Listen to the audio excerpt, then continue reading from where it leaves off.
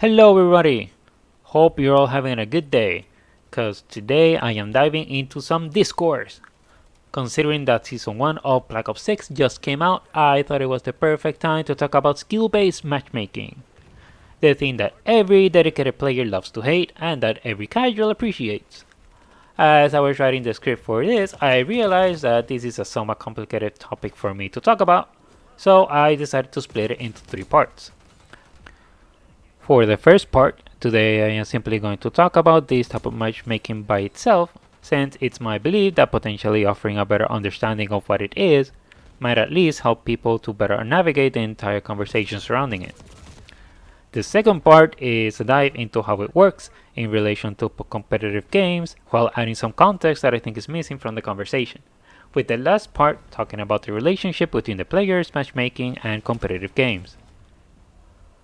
So, getting right into it, what is skill-based matchmaking? It's a matchmaking system implemented in competitive games with the goal of populating lobbies with players that can be considered to be as close as possible to a specific set of criteria. What these usually are is what are values used to measure where Call of Duty man is located on Skill Mountain, his geographical location, what game mode he is attempting to participate in, whether or not they have fiber internet, and perhaps some other little details. The goal of this system is to fuel discourse among gamers, sow chaos upon the world, and lead humanity to its own destructions. And that might as well be true depending on who you ask. But what I think is supposed to do is create what can be considered to be a healthy competitive environment. What is considered healthy is a topic of many conversations and YouTube videos, but the overall idea is that since all the players in a lobby should have similar values, then the match should play out in a somewhat predictable way, which usually involves maybe having an even playing field where everybody can participate.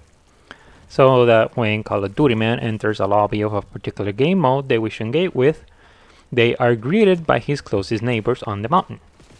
These neighbors can be anybody that is a bit higher, lower, or at the same level, and can be altered depending on the game mode. The criteria being used is generated by combining different bits of data that is then used to determine where Call of Duty man is located on the mountain. Kinda like how a GPS works. This data is normally composed of their historic performance, like match contribution or KD ratios on a game-by-game basis.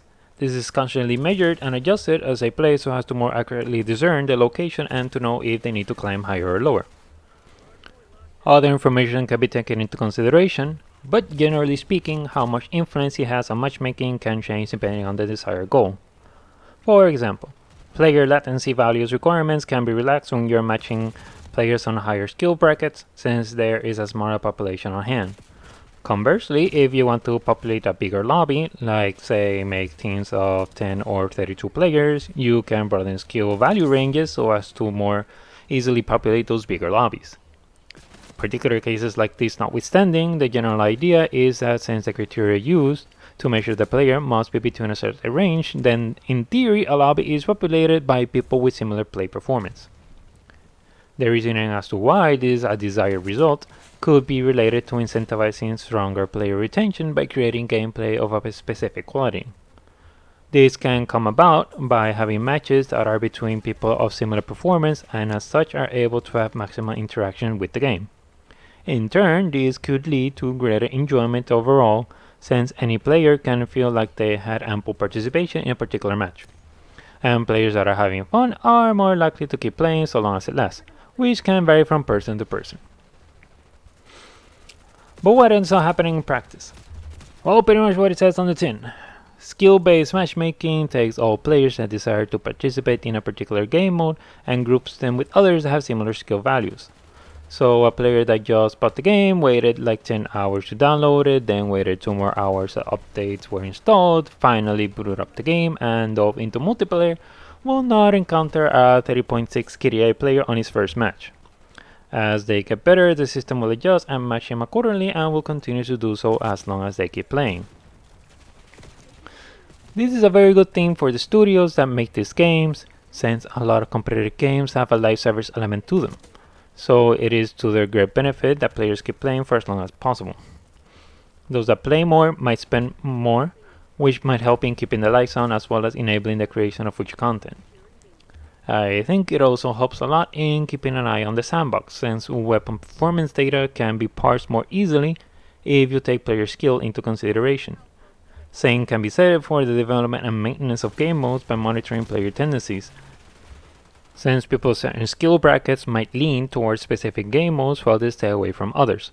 This helping give an idea of what modes could be made to be appealing to a general audience or to target a specific group.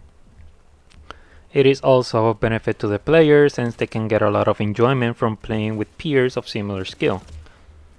This can come about since there are lower stakes in trying out new things, learning the ins and outs of the game, and they might even choose to not play seriously at all and just let the dopamine flow just because they are playing.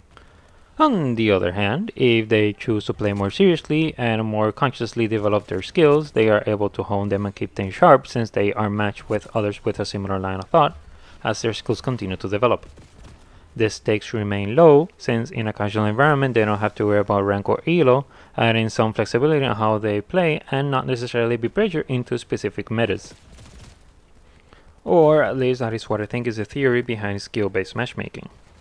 An annoying aspect of this conversation is how developers can't give specific information about their matchmaking algorithms since it's confidential information and as such they can only offer generalizations. So I am going to end it here, since making videos that are longer than 7 to 8 minutes scare me. But I am continuing this conversation on the next video where I talk about how it relates and interacts with competitive games, and I am going to add some more information that might surprise you.